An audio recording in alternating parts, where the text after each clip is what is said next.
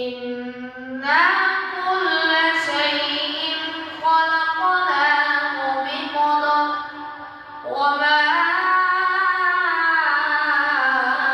أمرنا إلا واحدة كلمح بالبصر ولقد أهلكنا أشياعكم فهل من مدكر وكل شيء فعلوه في الزبر وكل صغير وكبير مستطر إن المتقين في جنات ونهر